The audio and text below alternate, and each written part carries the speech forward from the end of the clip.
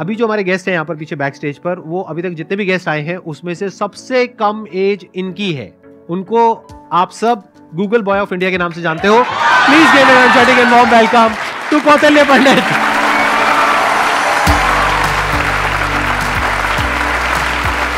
अरे अरे प्लीज बैठो। आपकी एज कितनी है पहले तो ये बता दो। तो अभी करंटली आई एम 14 ईयर्स। जी। आपको पता है यहाँ पर जितने भी लोग आए हैं उसमें सबसे कम एज आपकी है अभी। लेकिन सर मतलब जितने भी लोगों से अब तक मैं मिला हूँ आपकी एज के, मतलब 40-50 साल के या 30 ईयर्स के, आपके जितने भी शोज देखे हैं उनमें मेरे को तो सबसे कम उम्र के आप लगे हो। अरे ये बताइए मेरे को कि आपकी ये शुरुआत कैसे हुई? जब मैं 5 साल का था तो मुझे लिखना पढ़ना कुछ नहीं आता था। फिर ऐसे ही था कि मैंने 10-15 दिन में ही मतलब लिखना पढ़ना, like all the alphabets and everything I learn them. तो उसके बाद गर्मियों की छुट्टियों की बात है तो मेरे पापा जी एक स्कूल रन करते हैं छोटा सा गांव में, तो वहाँ पर मैं पढ़ता था। कहाँ के रहने वाले हो आप? मैं करनाल। अच्छा जी। तो वहाँ पर एक जैसे हॉलीडे होमवर्क देते सबको एक जनरल कि आपको जो वर्ल्ड मैप होता है, एटलस होता है, अगर जिन जिन को अच्छा लगता है आप वो करके आना, आप मतलब उसे समझ के आना। तो फिर ये मेरे दादाजी ने कहा, फिर पापा जी ने कहा कि तो मैं भी कर सकता हूँ। तो पहले ही दिन मैंने देखा तो I got into it and I learned it. मैं उसमें सवाल पूछता गया और जितने भी मेरे कुछ भी मन में रहता तो वो सब आता गया and within 20 days or something I got use to it. और मुझे बहुत ही अच्छा लगने लगा। एंड जितना भी वर्ल्ड मैप वगैरह इस टाइप की रिगार्डिंग जितनी भी चीज़ें होती हैं, पॉलिटिक्स, इकोनॉमिक्स, वो सभी मुझे मतलब things were very easy for me. And उसी के बाद से लोग कहते गए कि नॉलेज बढ़ता गया और तब से मतलब यही है कि सीखने का प्रयास कर रहा हूँ। कुछ भी नई चीज़ मिलती है, like currently I am a student of 11th grade but I am learning things like astrophysics and quantum mechanics. तो I am not very into it but I like to study it. And जितना भी मेरे से हो सकता है मैं उसके अंदर कोई नई चीज़ देखने का प्रयास करता हूँ और कोई नया सवाल पूछने की कोशिश करता हूँ, क्योंकि जितने भी ज़्यादा क्वेरीज, जितनी भी ज़्यादा माइंड के अंदर जो भी कोई क्वेश्चन आता है I try to get it forward और वैसे ही सारी चीज़ें आसान होती रहती हैं। I try to delve myself deep into it, क्योंकि कोई भी फील्ड इस टाइप का I think that they need one thing that is really important for them, that is questioning. क्योंकि जितने ज़्यादा अलग टाइप के क्वेश्चंस पूछते हो उतना ज़्यादा आप उस चीज़ को अच्छी तरीके से समझ सकते हो। तो वही है कि मैं अभी भी क्वेश्चंस नए ढूंढ रहा हूँ, जवाब उनके मिल ही जाएंगे। बस ये है कि जितने ज़्यादा और नए और अच्छे क्वेश्चंस मेरे पास आते गए और आते हैं उनसे मैं आगे बढ़ने का कोशिश कर रहा हूँ। क्वांटम फिजिक्स में वेव पार्टिकल थ्योरी है। जी सर। तो उसको आपने स्टडी किया होगा। हाँ, जैसे कि wave particle theory, dual nature of light and matter, वो सब, हाँ वो सब अभी धीरे धीरे मैं कर रहा हूँ। और स्पेशली अभी तो मैं एस्ट्रोफिजिक्स जो है वो ज़्यादा पढ़ रहा हूँ। और जैसे कि डार्क मैटर है, डार्क एनर्जी है, तो या फिर माइक्रोवेव रेडिएशन है, बैकग्राउंड रेडिएशन, एक्सपैंडिंग यूनिवर्स, ये सारी चीज़ें मुझे काफ़ी इंट्रीग करती हैं और इनके बारे में मैं कुछ रिसर्च पेपर्स और अलग अलग चीज़ें अभी स्टडी कर रहा हूँ। तो 0 पॉइंट फील्ड के बारे में भी आपने कुछ स्टडी करी है? नहीं, अभी ज़्यादा नहीं। अभी मैं जनरली जैसे अभी मैं टाइप 1A सुपरनोवा और उनके जो एक्सपेंशन है, लाइफ साइकिल ऑफ स्टार, उनके बारे में अभी मेरी रिसेंट स्टडी चल रही है। मैंने आपकी यूट्यूब पर एक वीडियो देखी थी जिसमें एक न्यूज़ एंकर आपसे कुछ पूछ रही थी और आप एक एक करके सारे सवालों के जवाब दे रहे थे। तो क्या अभी भी आप उस तरह से सवालों के जवाब दे सकते हैं? कोई भी आपसे कोई भी कैसा भी सवाल पूछेगा तो आप जवाब दे सकते हैं? क्योंकि ऐसा है कि नॉलेज तो एंडलेस है और सब कुछ तो कोई जान ही नहीं सकता। लेकिन ये है कि जितना ज़्यादा मतलब अपने सराउंडिंग्स को ऑब्जर्व करते हैं तो उतना ज़्यादा क्या है, जितना ज़्यादा आप नॉलेज ग्रहण करते रहते हैं उतना आपका माइंड एक तरह की मैग्नेट की तरह बन जाता है। और उसके बाद कोई भी इंफॉर्मेशन, कोई भी चीज़ वो आपको आती रहती है। और ऐसा है कि बहुत सारी चीज़ें मेरे को नहीं भी पता होती और मैं उनको सीखता हूँ। अगर मानो कोई नई चीज़ मेरे को आज पता चलती है तो मैं उसे सीखूंगा और that would be like great for me. तो कोई भी चीज़ I always like to entertain and get new answers and new questions, क्योंकि उसी से ही एक नया फील्ड, एक नया पर्सपेक्टिव मेरे लिए ओपन हो जाता है। एक्सीलेंट जी। तो अब एक काम करते हैं, आप में से किसी के भी माइंड में कोई भी क्वेश्चन है किसी भी तरह का तो वो आप इनसे पूछिए। मैं ये जानना चाहता हूँ कि क्या हम यूनिवर्स को जान सकते हैं कि वो कितना बड़ा है, या हम अभी तक जान पाए हैं? जी।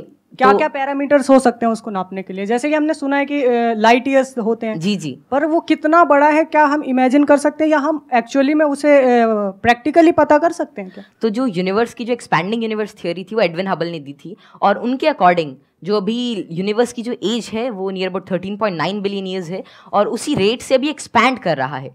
तो यूनिवर्स जो अभी हमारी थियोरी है यूनिवर्स के जो मोस्टली एक्सेप्टेड है, that is of expanding universe. अभी के हिसाब से हबल कांस्टेंट होता है दैट इज 65 मेगापास्क, तो जो डिस्टेंस ऑफ यूनिवर्स है that is h times d, तो वही 13.9 बिलियन टाइम्स लाइट ईयर। तो इतना भी हमारा एक एस्टिमेशन है कि इतना यूनिवर्स हो सकता है। जैसे आपने इतनी सारी नॉलेज गेन कर रखी है, क्या आप भूलते नहीं है चीज़ों को, या भूलते हैं? कब रिवाइज करते हैं? हम पढ़ते हैं तो हमें रिवाइज करना पड़ता है, अगले हफ्ते भूल जाते हैं, आपके साथ भूल जाते हैं। एक्चुअली ऐसे ही होता है ना? Yes sir. अगर आप किसी चीज़ को अच्छी तरीके से देख लेते हैं, उसे समझ जाते हैं, तो उसकी एक आउटलाइन आपके दिमाग में रहती है और फिर आपको उसे ज़्यादा रिवाइज करने की ज़रूरत नहीं रहती।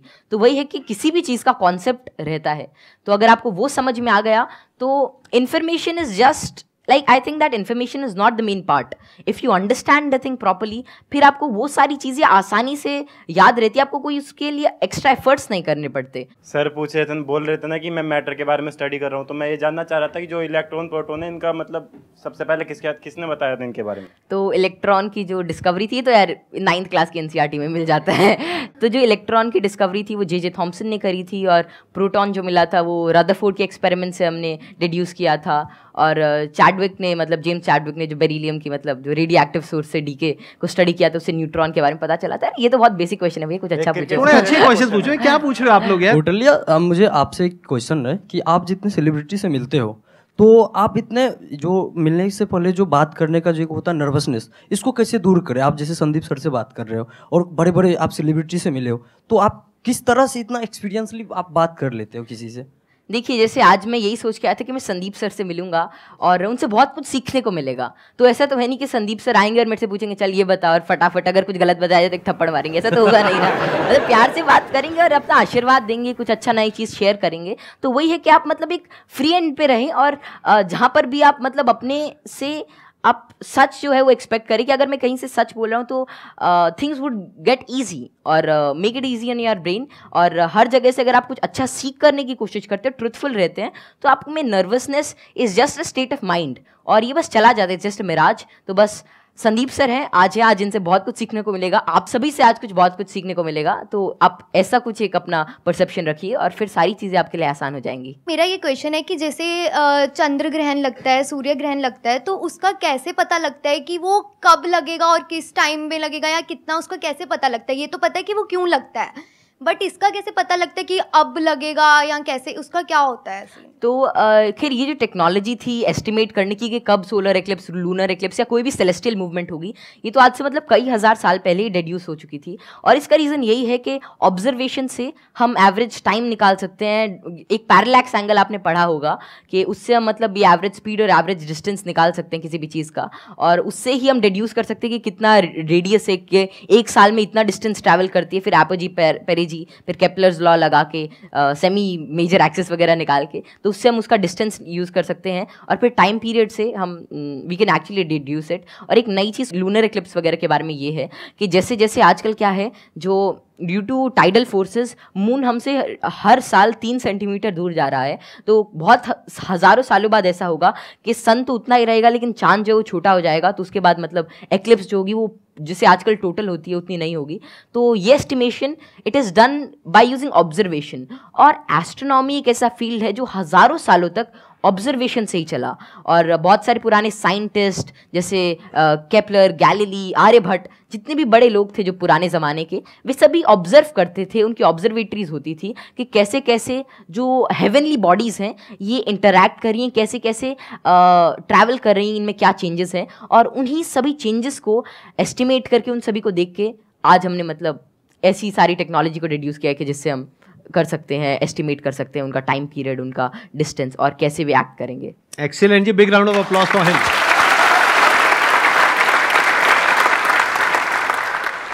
मैं ये पूछना चाहूँगा, जैसे यहाँ पर बैकग्राउंड हमारा होता है तो लोग कहते हैं कि इंटेलिजेंस जेनेटिक होता है, काफ़ी मतलब कि उसको बढ़ाने में बहुत ज़्यादा नहीं हम लोग कर सकते हैं। तो आपका इस पर क्या व्यू है कि इंटेलिजेंस, जैसे IQ टेस्ट भी आप बार बार दोगे तो आपका IQ का स्कोर बढ़ने लगेगा उसमें, तो आपका इसमें क्या कमेंट रहेगा कि इंटेलिजेंस के लिए आप क्या व्यू रखते हैं? ये ना बहुत इंटरेस्टिंग क्वेश्चन है जी सर। और मैं ये क्वेश्चन के आंसर से पहले एक बार, अगर आपके पेरेंट्स आए हुए हैं, आपके फादर हाँ, आए हुए हैं, पापा जी आए हुए हैं, मैं एक बार उनसे भी कुछ बात करना चाहूंगा। एक बार उनको माइक दीजिए।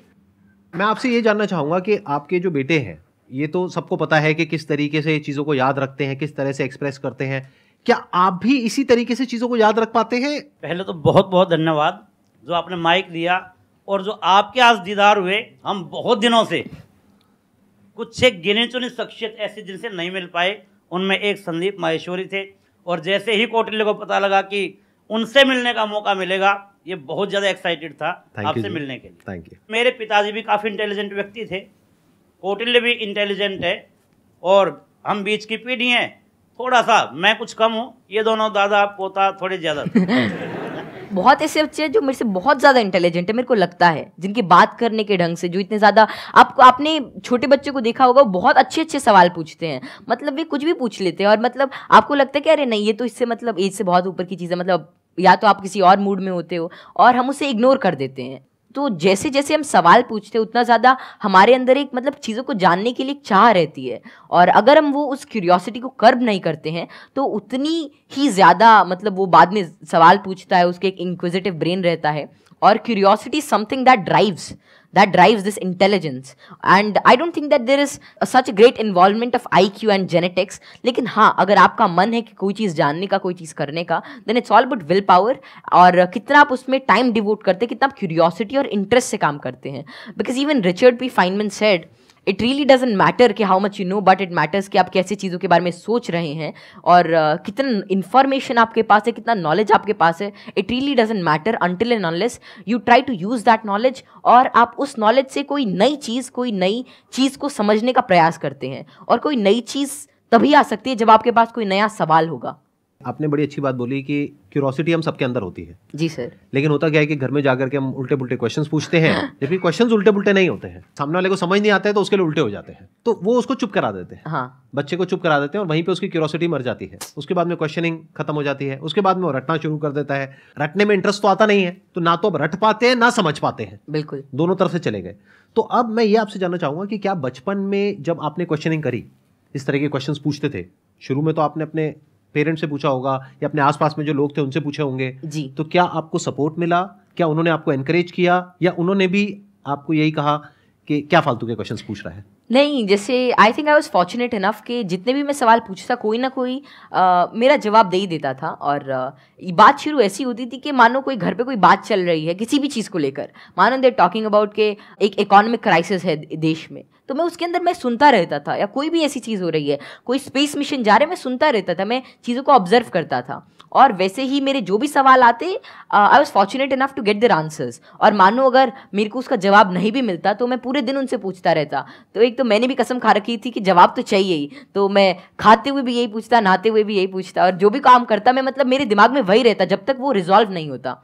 तो ज़्यादा मेरे को दिक्कत नहीं आई, और मेरे को जल्दी ही जवाब मिल गया। और अगर कोई भी ऐसा रहता तो मतलब मैं भी ठीक था, और मेरे family and everything they supported me really well. तो यहाँ पे वो जो पेरेंट्स मुझे अभी देख रहे हैं उनके लिए एक बहुत बड़ा लेसन है कि अगर बच्चे कुछ क्वेश्चंस पूछते हैं तो उनके जवाब देने चाहिए, हमें पीछे नहीं हटना चाहिए, और अगर जवाब नहीं है तो हमें बोलना चाहिए। हाँ हाँ, विद ऑल दी हम्बलनेस कि भाई हमारे पास में जवाब नहीं है, आप खुद फिगर आउट करो जाकर। मतलब सर जब मैं छोटा था तो इट वाज लीन लाइक 2013 और समथिंग, और तब मतलब यही इंटरनेट बहुत कम था, और तो यही था कि कोई सवाल मेरे मन में आता, शायद वो नहीं पता रहता, तो मेरे पापा जी एक डोंगल आता था, मतलब वोडाफोन का, बहुत महंगा उसका रिचार्ज था, मतलब ऐसे मतलब अभी चला तो एक वीडियो देखने के बाद ही खत्म हो जाता था तो फिर वो लाते, और मतलब मेरा जो भी सवाल रहता मेरे को उसका आंसर मिलता। तो ऐसे ही एटलस आती थी और कई सारी बुक्स थी, उन्होंने मेरी बहुत हेल्प करी। और अगर कभी मानो पर्सनल मतलब कोई और out of the box idea आता है, कोई क्वेश्चन आता, तो उसका जवाब मुझे किसी भी सोर्स से मिल जाता। Thank you ji, thank you Kautilya. Okay, pleasure meeting you.